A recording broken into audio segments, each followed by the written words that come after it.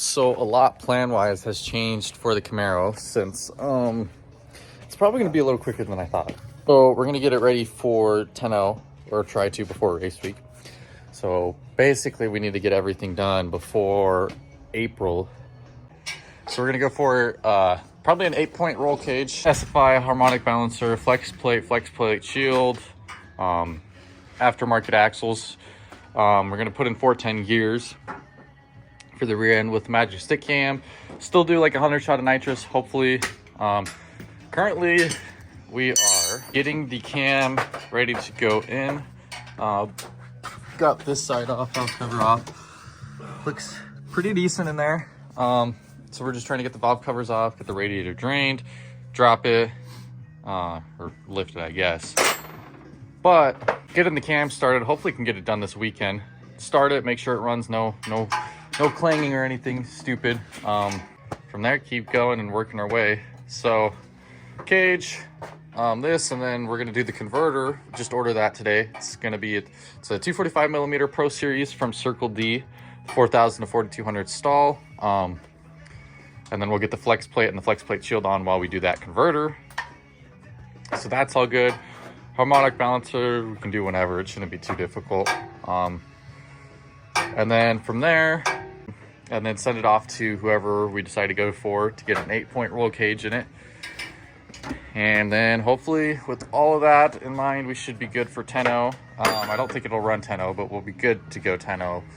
And hopefully be competitive in the 11-0 class for race week. So I was only expecting 12s, but who knows? Just got that out. Got one valve cover off, and then we cut some of the heater core lines. Not cut, but got some of the heater core lines taken out so we can get to that other valve cover easier. We're getting some progress. Noticing a lot of random crap. There's a random old rusty, I found it, spark plug that was sitting in. Somebody must have taken out a spark plug, dropped it, and just left it because it's an old rusty spark plug in there. But either way, we're finding out a bunch of stuff about the car. And yeah, so just was over at our buddy Kyle's house, and just put in the new valve springs. Nice and shiny. A little upgrade for the heads. So the valve springs are in, and then got the timing cover off. Dropping the pan a little bit just so we can get to that little tube, get that bolt out for the oil pump. And then it's time to do cam. Resurface, clean, new gaskets, everything.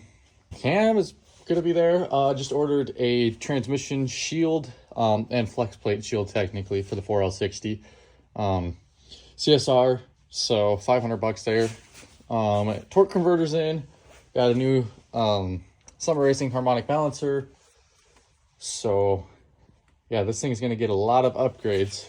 Already got all the suspension, so if we're going to say modless so far,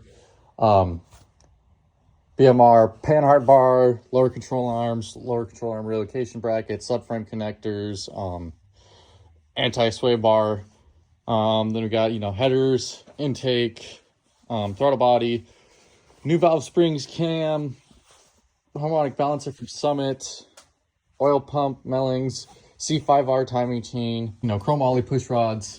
Gonna be done to it so far. It's got a shift kit, which hoping that's not gonna screw us on race week. But yeah, that's kind of what we're seeing so far.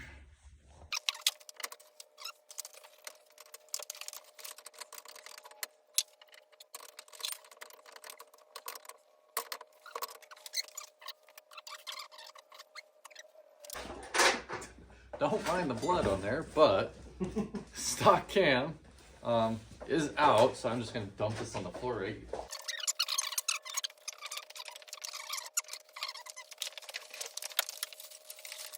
To see a huge difference necessarily on the video, but you can definitely tell just looking at the lobes. They're way fatter. There's look at that. Look how fat it is at the tip. So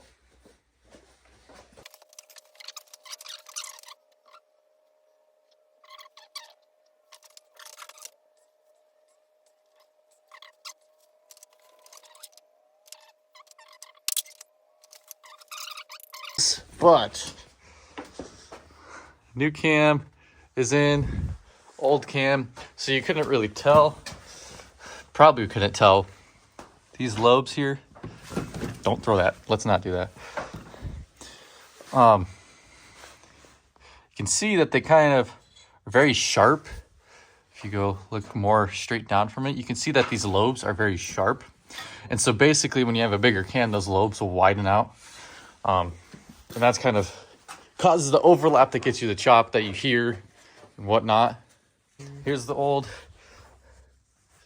cam gear, oil pump. We're putting in the Mellings 295, 10, 295. So that'll be going in with the C5R timing chain. But cam is in, so we just gotta get everything bolted and lined up and start putting it back together, I guess. Hopefully you don't hear any clanking noises when we start it. We'll do. Get a little spring compressor tool, holds the valve, and then you can press the spring down, get those little guys out of there, and then you can drop the spring out. And then we replaced little seals at the bottom. Replace those. Then you put in the new springs, and while they're compressed, you can get these little pieces here back in there, and they got a little groove in there for you. Get that groove lined up with those, and then you slowly release pressure on the valve, and it'll actually lock it into place. Simple enough. Ew. There you go. Ew. What?